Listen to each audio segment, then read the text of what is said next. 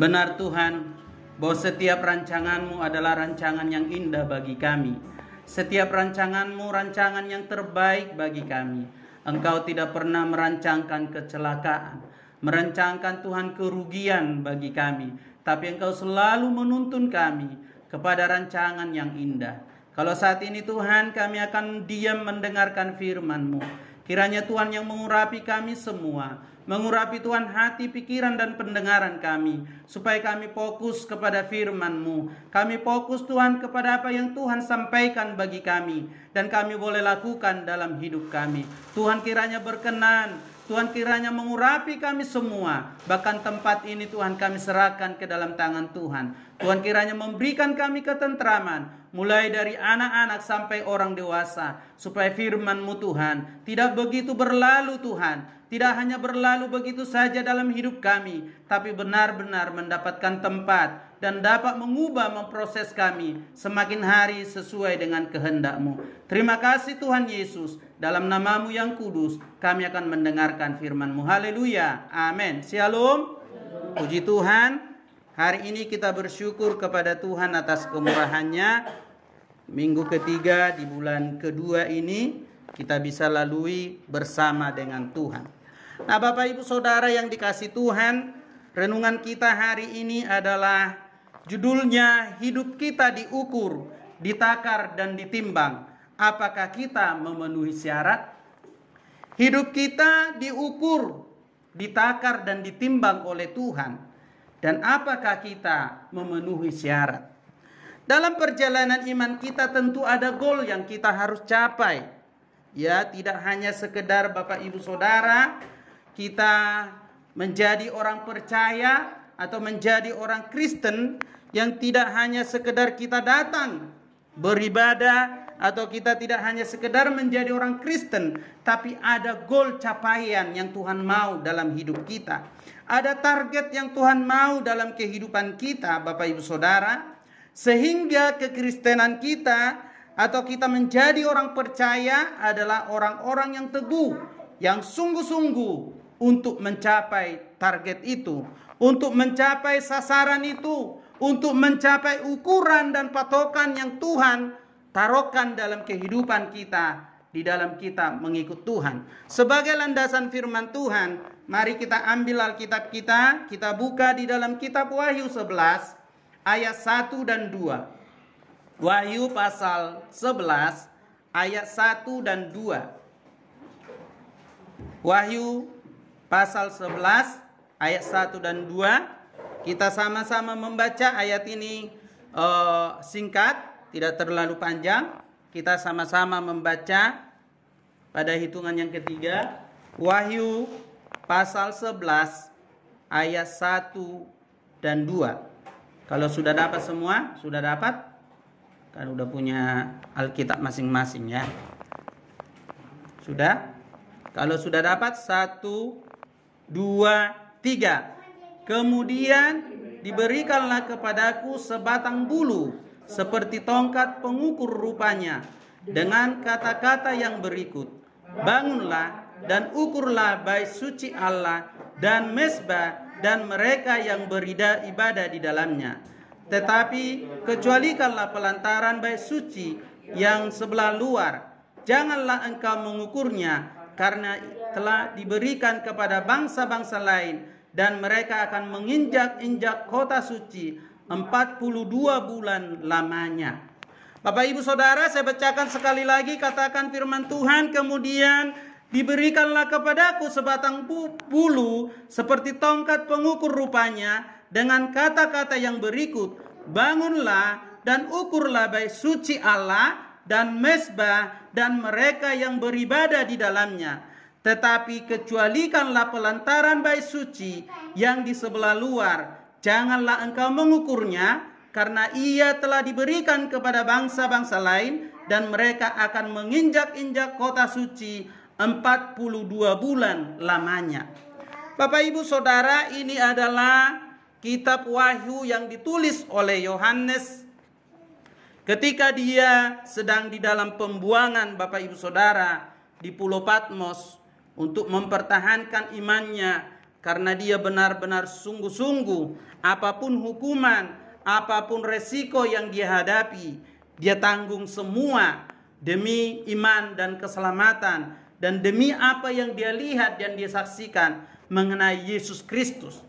Di dalam ayat ini dikatakan dalam penglihatannya itu, Rasul Yohanes mendapat sebuah perintah untuk bangun dan mengukur yang namanya bait suci Allah, mezbah dan mereka yang beribadah di dalamnya. Bapak Ibu Saudara yang dikasihi Tuhan, tentu ada maksud Tuhan mengapa Yohanes diperintahkan oleh Tuhan untuk mengukur, untuk menimbang orang-orang yang ada di dalamnya, bahkan mezbah dan juga bait suci itu. Di dalam ayat 2 dikatakan, tetapi kecualikan pelataran bait suci yang di sebelah luar, janganlah engkau mengukurnya, karena ia telah diberikan kepada bangsa-bangsa lain, dan mereka akan menginjak-injak kota suci 42 bulan lamanya. Bapak Ibu Saudara yang dikasihi Tuhan, di dalam ayat ini kita melihat ada maksud Tuhan, ada tujuan Tuhan, mengapa dikatakan bahwa orang-orang yang di bait suci dan mezbah itu diukur. Karena di dalam ayat 2 adalah supaya saya dan saudara yang memang benar-benar ada di ukuran dan takaran, ada di patokan yang Tuhan mau, kita memenuhi syarat terlindung daripada bangsa-bangsa yang akan menginjak-injak kota suci selama 42 bulan. Ini berbicara tentang kesengsaraan yang akan datang, di mana di suatu saat nanti akan ada masanya kesengsaraan, akan ada yang namanya penguasa keji yang akan menduduki bait suci, yang akan ada namanya nanti suatu saat yang akan memerintah 42 bulan lamanya adalah 3,5 tahun. Daniel sudah mendapatkan penglihatan itu, bahwa akan ada 1 kali 7 masa, di mana 3,5 tahun awal dan 3,5 tahun masuk dalam penganiayaan. Bapak Ibu Saudara yang dikasihi Tuhan, renungan kita hari ini, hidupmu diukur, hidupmu ditimbang, hidupmu diukur oleh Tuhan. Apakah kita memenuhi syarat di dalam ukuran itu? Dan di dalam ayat ini tujuan Tuhan menyuruh, memerintahkan Yohanes adalah supaya mereka, orang-orang yang beribadah di dalamnya, dan bait suci dan mezbah-mezbah terlindung dari penguasa keji. Bapak Ibu Saudara yang dikasihi Tuhan, kalau kita di masa hidup kita dan sebelum masanya waktunya datang, kalau kita meninggal di dalam iman percaya kita, mungkin kita tidak akan masuk ke dalam penguasa keji ini. Tetapi bagaimana seandainya di masa hidup kita dan penguasa keji ini menyatakan diri, apakah saya termasuk golongan, apakah saya termasuk orang yang ada di dalam pengukuran Tuhan, apakah saya termasuk orang yang memenuhi syarat Tuhan sehingga saya terlindung dari penguasa keji. Ini yang menjadi renungan kita Bapak Ibu Saudara. Perlu kita tanyakan dalam diri kita, perlu saya tanyakan dalam diri saya, apakah saya termasuk orang-orang yang ada di dalam mezbah Allah ini? Apakah saya termasuk golongan yang beribadah di dalamnya? Karena kalau tidak, Bapak Ibu Saudara, dikatakan diserahkan kepada bangsa-bangsa lain dan mereka menginjak-injak kota suci. Bangsa-bangsa lain ini adalah gambaran daripada antikris, yang dimana mereka nanti akan menyatakan diri sebagai Mesias palsu. Dan di dalam Alkitab dikatakan mereka juga mempunyai tanda dan mujizat. Bagaimana persiapan saya dan saudara supaya kita bisa lepas dan tidak termasuk ke dalam bagian di dalam ayat 2. Kalau kita lihat belajar tentang bait suci, Bapak Ibu Saudara, bait suci itu ada 3. Yang pertama, pelataran. Itu di luar Bapak Ibu Saudara. Ini menggambarkan Bapak Ibu Saudara pada waktu Raja Herodes membangun bait suci, dia membuat satu pelataran di luar yang awalnya tidak ada. Tujuannya itu untuk menampung orang-orang lain, ya, di mana mereka di situ menunggu atau duduk, tidak masuk ke dalam ruang maha suci, dan juga tidak masuk ke dalam bait suci. Dan setiap orang-orang yang beribadah masuk melalui satu pintu, dan mereka harus masuk ke dalam sebuah korban pembasuhan. Dan Bapak Ibu Saudara yang dikasih Tuhan, apa yang menjadi patokan atau apa yang menjadi tolak ukur yang Tuhan ukurkan kepada saya dan saudara? Apakah saya dan saudara memenuhi syarat, memenuhi ukuran, memenuhi timbangan surgawi? Kalau kita lihat di dalam Yohanes 12 ayat 48, Bapak Ibu Saudara, firman Allah, barang siapa menolak aku dan tidak menerima perkataanku, ia sudah ada hakimnya, yaitu firman yang telah kukatakan, itulah yang akan menjadi hakimnya pada akhir zaman. Yang pertama Bapak Ibu Saudara, tolak ukur kita memenuhi syarat atau tidak, apakah kita termasuk golongan yang ada beribadah di dalam mezbah, itu adalah firman Tuhan Bapak Ibu Saudara. Dikatakan di dalam ayat ini, firman itulah yang menjadi hakimnya. Kalau firman Tuhan yang menjadi hakimnya, dan itu menjadi tolak ukurnya Bapak Ibu Saudara. Kalau kita baca di dalam 2 Petrus 1 ayat 3 dikatakan bahwa firman itu memberikan kita segala sesuatu yang berguna untuk hidup yang saleh. Bagaimana firman Tuhan ini? Sejauh mana firman Tuhan ini membuat hidupmu semakin saleh di hadapan Tuhan? Sejauh mana firman Tuhan ini bekerja di dalam hatimu yang memberikan hidupmu semakin bertobat bagi Tuhan? Sejauh mana firman Tuhan itu berkarya dalam hidupmu yang mengubahkan pola pikirmu, mengubahkan hatimu, mengubahkan tingkah lakumu, mengubahkan karaktermu, bahkan mengubahkan cara pandangmu terhadap sesama, terhadap yang lain, bahkan terhadap apapun yang kamu hadapi di dalam kehidupan ini. Dalam Alkitab dikatakan firman itulah yang menjadi hakimnya. Firman itulah yang menjadi tolak ukur. Firman itulah yang mengubahkan saya dan saudara.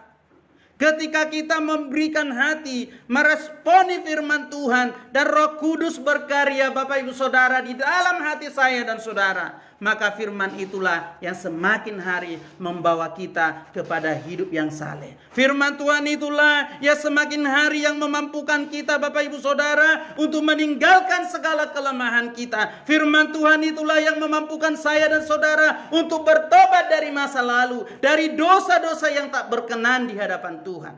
Sehingga di dalam ayat ini dikatakan tolak ukurnya adalah firman Tuhan. Apakah firman Tuhan itu berkarya dalam hidup kita? Apakah firman Tuhan itu Bapak Ibu Saudara membuat hidupmu makin saleh, makin bertekuk lutut di hadapan Tuhan, makin menyadari semuanya oleh karena anugerah Tuhan, makin merendahkan hatimu bersujud di hadapan Tuhan, makin membuatmu semakin sungguh-sungguh mencari kebenaran, mencari wajahnya, menemukan dia di dalam kehidupanmu.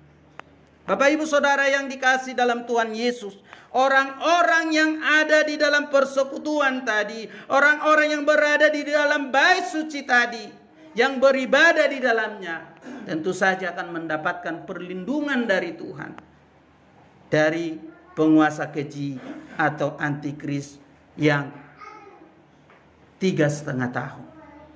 Bapak Ibu Saudara ingat perumpamaan 5 gadis bijaksana dan 5 gadis yang bodoh. Itu menggambarkan gereja. Itu menggambarkan orang percaya. Semuanya sama-sama menunggu kedatangan Tuhan.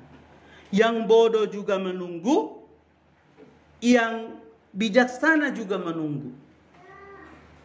Yang bodoh juga tertidur, yang bijaksana juga tertidur. Tetapi yang bijaksana, Bapak Ibu Saudara, mempersiapkan pelitanya, mempersiapkan hidupnya untuk menyongsong kedatangan Tuhan. Karena apa, Bapak Ibu Saudara? Akan banyak orang-orang yang akan tertidur nanti karena menantikan kedatangan Tuhan yang sampai hari ini belum datang. Seperti dalam kitab Petrus berkata, mulai dari zaman dulu sampai sekarang, akhir zaman diberitakan dan sampai hari ini belum terjadi. Akan banyak orang yang berpikiran seperti itu sehingga dia tidak mempersiapkan imannya, tidak mempersiapkan hidupnya. Di dalam Alkitab katakan mereka akan seperti zaman Nuh pada waktu kedatangan Tuhan. Zaman Nuh. Ketika Nuh memberitakan, "Hei, Bapak Nuh, persiapkan dirimu, air bah mau datang. Dunia akan dihukum. Oleh karena itu Tuhan memerintahkan aku untuk membuat perahu di atas bukit." Perahu itu adalah gambaran tentang pribadi Kristus. Setiap orang yang masuk ke dalam perahu itu, ke dalam batra itu diselamatkan. Mereka bilang, "Aduh, kamu itu terlalu jauh berpikir. Buktinya masih aman-aman aja. Semuanya serba aman, serba enak dan lain sebagainya." Mereka terlena, tidak ada satupun yang mau mendengarkan panggilan atau ajakan daripada Nuh. Sehingga Alkitab katakan pada zaman Nuh, tanda-tanda kedatangan Yesus Kristus adalah seperti zaman Nuh. Orang tidak mau, orang selalu memfokuskan, dikatakan di situ kawin mengawinkan. Makan dengan makan, semuanya dia lakukan seolah-olah belum ada tanda kedatangan Tuhan. Dikatakan Bapak Ibu Saudara bahwa patokan surgawi mengukur saya dan saudara bukan kekayaanmu, bukan kecantikanmu, bukan kepintaranmu, bukan sejauh mana kamu lama melayani, bukan sehebat apa kamu di dalam pelayananmu, atau kamu berdiri di atas mimbar, seberapa banyak orang yang kamu layani. Tapi Alkitab katakan sejauh mana firman Tuhan memberikan hidupmu semakin saleh di hadapan Tuhan. Maka ini Bapak Ibu Saudara yang perlu kita renungkan bersama. Karena Tuhan mengukur hidup kita. Tuhan mengukur. Tuhan menakar. Tuhan menimbang apakah kita memenuhi syarat. Yang kedua, tolak ukur patokan yang diberikan oleh Tuhan, Bapak Ibu Saudara, adalah yang menjadi tolak ukurnya adalah bagaimana hidupmu. Apakah sudah sesuai dengan apa yang dikatakan oleh Yesus, yaitu sempurna. Dalam Efesus 4 ayat 15 dikatakan, tetapi dengan teguh berpegang kepada kebenaran, di dalam kasih kita bertumbuh di dalam segala hal ke arah Dia, Kristus yang adalah kepala. Patokannya adalah kita bertumbuh tidak ke arah Dia. Kita bertumbuh enggak dalam segala hal. Di sini tidak hanya dikatakan dalam hal perkataan, tapi segala hal aspek kehidupan kita harus semakin bertumbuh dan arahnya jelas, yaitu Kristus Yesus. Karena Dia adalah kepala.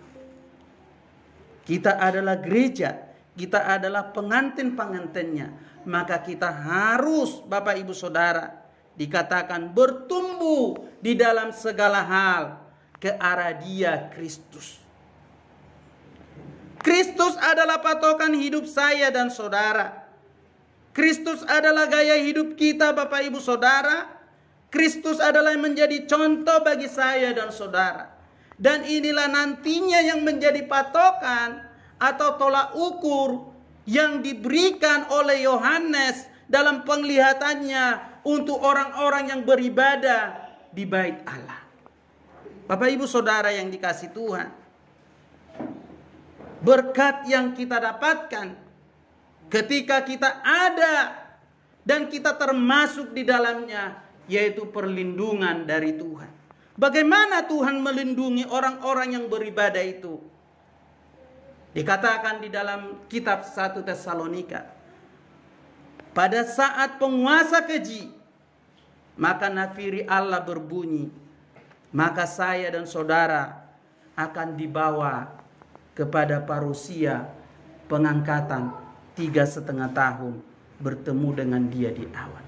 Artinya orang percaya akan diusikan. Orang yang memenuhi syarat itu akan diusikan satu tempat yang sangat aman, yang sangat indah, yang tidak dapat dijamah oleh penguasa keji. Dan ini yang harus kita renungkan Bapak Ibu Saudara, supaya saya dan saudara semakin hari memikirkan goal, tujuan iman kita, tujuan hidup kita. Alkitab adalah tongkat pengukur yang dinyatakan dengan tegas kepada saya dan saudara sebagai gereja Tuhan dan juga sebagai individu. Karena ketika rasul-rasul sudah tidak ada dan bapak-bapak gereja sudah tidak ada, maka benang biru yang harus kita ikuti adalah Alkitab. Kalau masih zaman rasul-rasul, ketika kita atau ketika orang percaya bersalah, masih ada rasul-rasul yang menasehati. Masih ada bapak-bapak gereja yang menasehati. Tetapi saya dan saudara hanya dinasehati oleh firman Tuhan, Roh Kudus melalui Alkitab, melalui firman Tuhan. Ini adalah benang merah, ini adalah patokan saya dan saudara dalam melangkah, supaya kita hendaknya bertumbuh ke arah yang lebih baik, sebagaimana Kristus Yesus adalah sempurna. Demikianlah perjalanan iman kita hari demi hari harus mencapai kesempurnaan. Kalau kita lihat Bapak Ibu Saudara, Raja Nebukadnezar juga diukur, ya, ditimbang, dinilai oleh Tuhan, sehingga dia dibuat gila kurang lebih berapa tahun, sampai dia mengakui Yesus atau mengakui Tuhan orang Israel adalah Tuhan yang benar. Kalau kita lihat di dalam Wahyu pasal 2 ayat 3, ada di situ gereja-gereja Tuhan yang diukur, yang dinilai oleh Tuhan. Ya, kalau kita lihat Bapak Ibu Saudara di dalam kitab Wahyu ini, Wahyu 2 dan Wahyu 3 di situ yaitu mengenai gereja-gereja Tuhan. Ya, dikatakan bahwa Bapak Ibu Saudara, semua gereja-gereja itu ya, mengalami yang namanya penilaian dari Tuhan. Ya, baik itu kalau kita lihat gereja Philadelphia, gereja Smyrna, gereja Efesus dan lain sebagainya. Ini adalah gambaran Bapak Ibu Saudara bahwa kita semua harus atau kita semua dinilai oleh Tuhan di dalam kita beriman menjalankan hidup kita. Bapak Ibu Saudara, kita perhatikan di dalam ayat yang pertama tadi, dikatakan ayat yang pertama, kemudian diberikanlah kepadaku sebatang bulu seperti tongkat pengukur rupanya, dengan kata-kata yang berikut, bangunlah dan ukurlah bait suci Allah dan mezbah dan mereka yang beribadah di dalamnya. Apa yang diukur? Dalam ayat ini ada 3 yang diukur, yang diperintahkan oleh Tuhan melalui penglihatan Rasul Yohanes. Yang dikatakan tadi adalah bait suci. Bait suci ini adalah, Bapak Ibu Saudara, banyak penafsir yang menafsirkan bahwa bait suci ini bukan menjadi bait suci yang letterlek yang ada di Israel sana, tetapi ini adalah simbol, ya, penafsirannya adalah simbolis mengenai gereja Tuhan, mengenai saya dan saudara. Kita lihat di 1 Korintus 3 ayat 16 dikatakan sampai 17. Jika ada orang yang dikatakan, tidak tahukah kamu bahwa kamu adalah bait Allah dan bahwa roh Allah diam di dalam kamu. Jika ada orang yang membinasakan bait Allah, maka Allah akan membinasakan dia, sebab bait Allah adalah kudus dan bait Allah itu ialah kamu. Siapa bait Allah itu? Saya dan saudara. Siapa? Kita, Bapak Ibu Saudara. Yang diukur bukan bait Allah yang di Israel sana dalam penglihatan ini, karena itu adalah hanya bangunan fisik. Tapi yang diukur adalah saya dan saudara sebagai orang yang percaya. Maka dikatakan dalam Korintus, tidak tahukah kamu bahwa kamu adalah bait Allah dan bahwa roh Allah diam di dalam kamu. Bait Allah itu tempat berdiamnya Allah. Apakah Allah sudah berdiam di hati kita setiap hari? Bait Allah itu adalah orang-orang yang kudus, ya dikuduskan. Apakah kita sudah menjaga hidup kita terpisah dari dosa? Dikatakan tadi bait Allah itu adalah di mana roh Allah berdiam di dalam diri saya dan saudara. Maka inilah yang diukur Bapak Ibu Saudara. Saya dan saudara diukur sejauh mana hati saya dan saudara bersih di hadapannya, sejauh mana hati saya, di mana roh Allah menguasai hidup saya, sejauh mana hidup saya ini saya lakukan untuk kemuliaan nama Tuhan atau melakukan hal-hal yang membinasakan bait Allah itu. Bisa nggak dibinasakan bait Allah itu? Dalam Korintus ini jelas-jelas bisa. Maka dikatakan, jika ada orang yang membinasakan bait Allah, berarti ada orang-orang yang nantinya, yang dimana bait Allah sudah berdiam di dalam hidupnya, tetapi akhirnya dibinasakan bait Allah itu. Melalui apa Bapak Ibu Saudara? Melalui perbuatan-perbuatan yang tak berkenan di hadapan Tuhan. Melalui apa Bapak Ibu Saudara? Melalui melakukan sesuatu yang tidak berkenan di hadapan Tuhan. Sebab dikatakan sebab bait Allah adalah kudus dan bait Allah itu ialah kamu. Berarti hal-hal yang kita lakukan yang melanggar kekudusan akan membinasakan bait Allah dalam hidupmu. Segala sesuatu yang kamu lakukan yang tidak kudus, yang tidak berkenan di hadapan Tuhan adalah membinasakan bait Allah di dalam hidup. Oleh karena itu Bapak Ibu Saudara, dikatakan di dalam ayat ini, yang diukur adalah bait Allah, saya dan saudara. Sejauh mana kita mengizinkan Tuhan berkarya dalam hidup kita, di dalam hati kita, dan sejauh mana kita melakukan hal-hal yang tidak merusak, yang tidak membinasakan, yang tidak membuat bait Allah itu di dalam hidup saya dan saudara menjadi rusak dan binasa. Bapak Ibu Saudara yang dikasihi Tuhan, ingatlah bahwa bait suci adalah gereja. Ketika Yesus mengukur ketujuh jemaat di dalam kitab Wahyu pasal 2 dan 3 tadi, Ia memeriksa mereka baik dari luar maupun dari dalam. Ia memeriksa apa yang mereka ajarkan dan bagaimana mereka hidup. Kalau Bapak Ibu Saudara nanti bisa baca kitab Wahyu 2 dan 3, di situ ada gereja-gereja, 7 gereja jemaat di situ.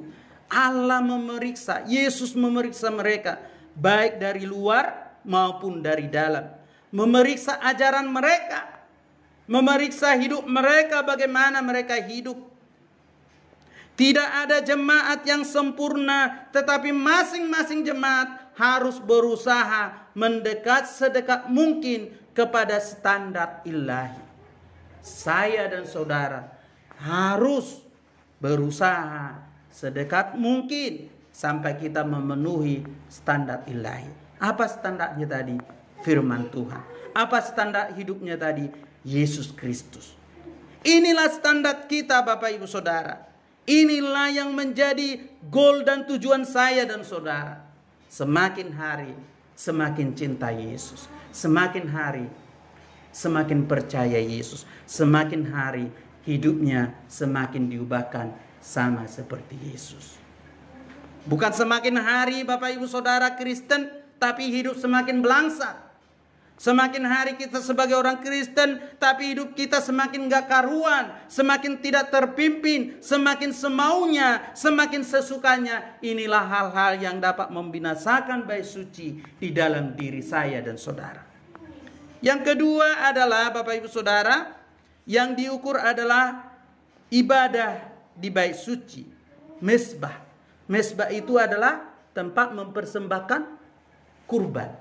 Ya, kalau orang Israel itu masuk, mereka bawa kurbannya diletakkan di mezbah, dipersembahkan di mezbah ini. Adalah berbicara tentang ibadah kita Bapak Ibu Saudara. Yang diukur adalah mezbah. Mezbah itu adalah mencontohkan ibadah di bait suci. Ini merupakan simbol ibadah kita kepada Allah. Itu adalah simbol ibadah kita. Ibadahmu seperti apa? Kamu yang tahu dengan Tuhan. Berbicara tentang ibadah, tidak hanya Bapak Ibu Saudara liturgi. Tidak hanya berkata haleluya Yesus Tuhan. Tetapi di dalam ayat ini dijelaskan sebagaimana kita beribadah. Di dalam ayat ini bahwa setiap orang Kristen adalah imam. Kamu adalah imamat yang rajani. Kita adalah imam-imam yang harus mempersembahkan persembahan rohani di hadapan Tuhan. Alkitab katakan adalah saya dan saudara adalah imam. Kita harus mempersembahkan persembahan rohani kita kepada Tuhan. Apa yang Bapak Ibu Saudara persembahkan? Hidup. Dalam Roma 12 ayat 2 adalah ibadah yang sejati adalah hidup saya dan saudara. Bapak Ibu Saudara yang dikasihi Tuhan, mezbah saya dan saudara akan diukur, akan ditakar, akan ditimbang oleh Tuhan.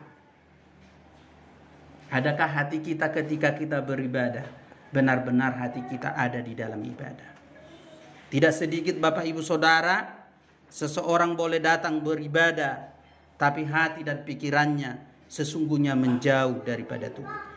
Allah pernah berkata di dalam Alkitab Bapak Ibu Saudara, celakalah bangsa ini, mereka beribadah kepadaku, mulut mereka mengaku Tuhan, tetapi hatinya menjauh daripadaku.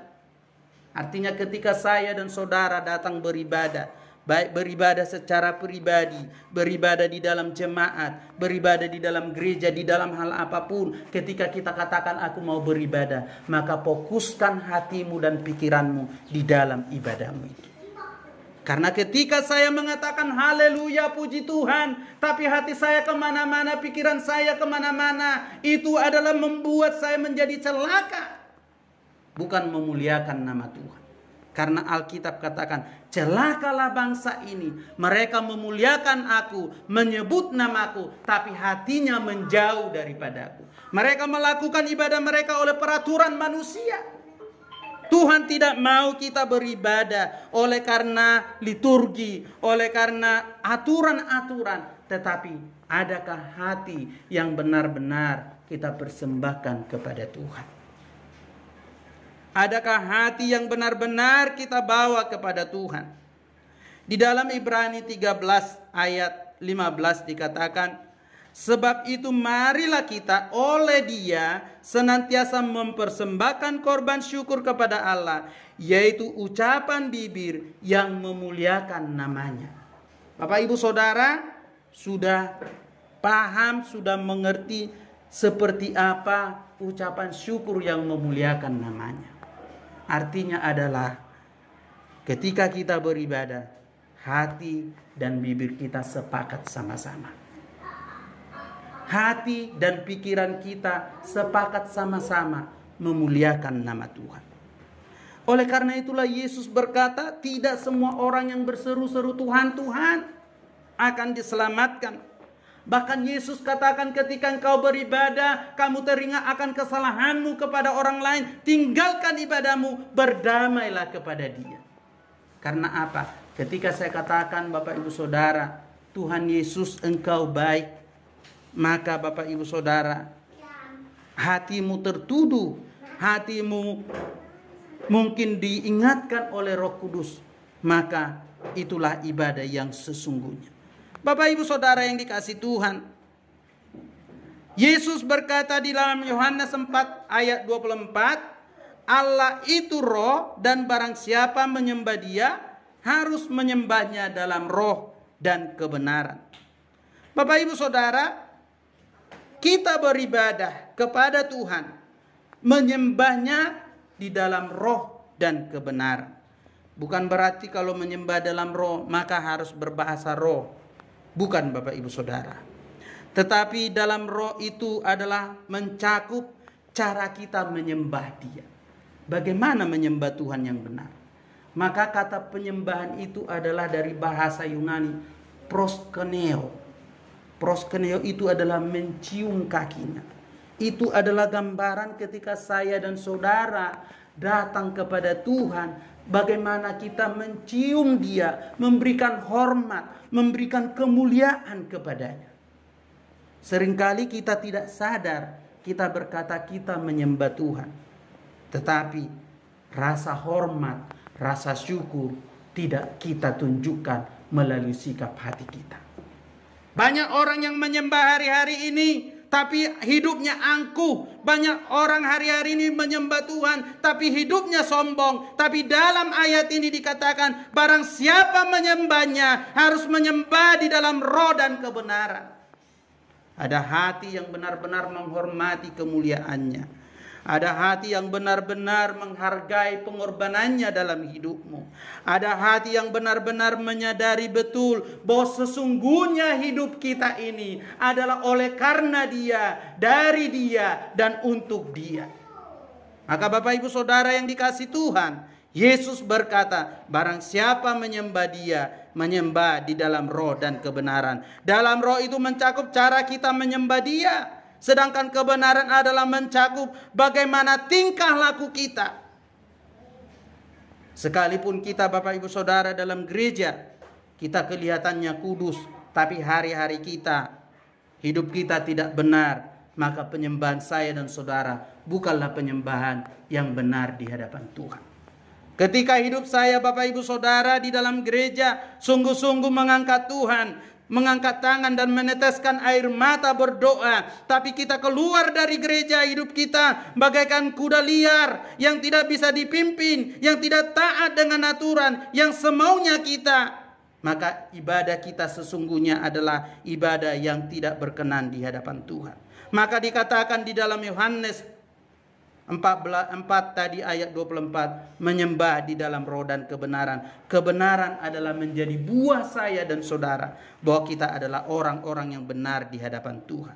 Yohanes 17 ayat 7 dikatakan Bapak Ibu Saudara bahwa hati kita harus benar. Kita harus beribadah menurut pola yang ditetapkan oleh perjanjian baru. Bagaimana kita beribadah adalah penting.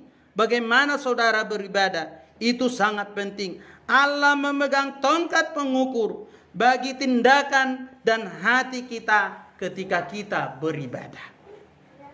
Dalam Roma 14 ayat 12 dikatakan, demikianlah setiap orang di antara kita akan memberikan pertanggungjawaban tentang dirinya sendiri kepada Allah. Yang kita pertanggungjawabkan hidup kita Bapak Ibu Saudara. Maka Bapak Ibu Saudara, dikatakan orang-orang yang beribadah tadi, bagaimana dia beribadah, bagaimana mezbahnya, caranya beribadah, harus kita pertanggungjawabkan di hadapan Tuhan. Jika Allah menguji kita menurut firman-Nya, tidakkah kita seharusnya kita juga harus menguji diri kita sendiri? Ya, di dalam Alkitab katakan dalam 1 Korintus 11 ayat 28, Paulus menyurati jemaat Korintus mengenai perayaan perjamuan Tuhan. Ia mengatakan pertama-tama orang harus menguji dirinya sendiri. Bahkan di dalam 2 Korintus juga dikatakan bahwa ujilah dirimu sendiri, apakah kamu tetap teguh di dalam iman.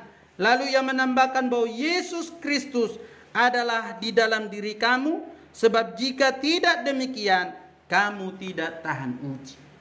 Kalau Tuhan menguji, mengukur Bapak Ibu Saudara melalui tongkat pengukur tadi atau bulu tadi Bapak Ibu Saudara, maka saya dan saudara setiap hari menguji diri kita.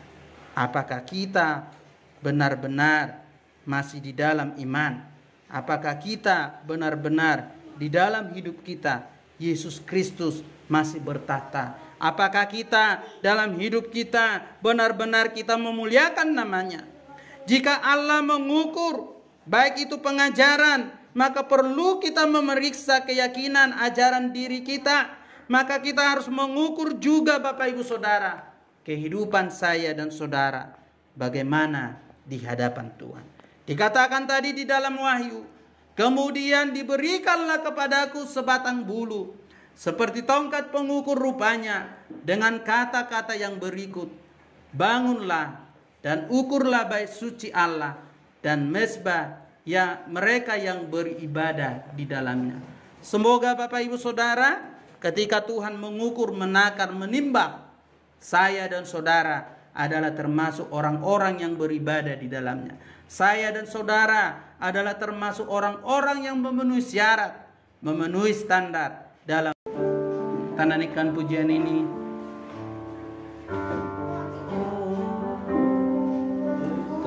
Tercurah darah Tuhanku di bukit Golgota, yang mau bertobat, yang mau bertobat ditebus, dihapus dosanya, terhapus dosanya, terhapus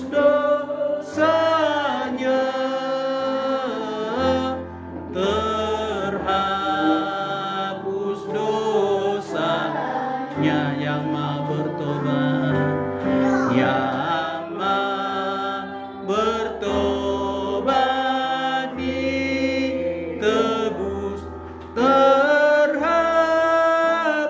dosanya. Kita sudah mendengarkan firman Tuhan. Alkitab mengatakan, ujilah dirimu, ujilah imanmu, apakah Kristus masih dipermuliakan dalam hidup. Hari ini firman Tuhan mengingatkan saya dan saudara, hidup kita diukur, ditimbang, ditakar oleh Tuhan. Apakah kita memenuhi syarat? Apakah kita termasuk orang yang ada di dalamnya? Jangan-jangan kita selama ini adalah orang yang di luar pelataran. Ketika kita Bapak Ibu Saudara ada di dalam, kita termasuk orang yang diukur, ditimbang dan memenuhi syarat. Maka perlindungan berkat Tuhan, pemeliharaannya akan semakin hari nyata dalam hidup kita. Selidikilah hati kami Tuhan, ujilah kami ya Tuhan. Kalau Engkau menimbang, mengukur kami, Tuhan Yesus, bagaimana kami sebagai bait Allah, bagaimana Tuhan penyembahan kami di hadapan-Mu, bagaimana hidup kami di hadapan-Mu Tuhan. Tuhan tolong kami, Tuhan sadarkan kami bahwa sungguh-sungguh hidup kami adalah untuk kemuliaan bagi nama-Mu. Firman-Mu lah yang menjadi hakim, Firman-Mu lah menjadi patokan kami, Firman-Mu lah menjadi standar kami, supaya kami semakin hari hidup semakin sempurna seperti yang Tuhan mau. Berkatilah firman-Mu Tuhan, tolong kami semua, kuatkan kami, berikan kami kerinduan, semangat yang baru, untuk kami semakin menyala-nyala di dalam mengasihi-Mu, dalam melayani-Mu, dalam mengikut-Mu ya Tuhan. Terpujilah nama-Mu Bapa, dalam nama Yesus, haleluya, amin.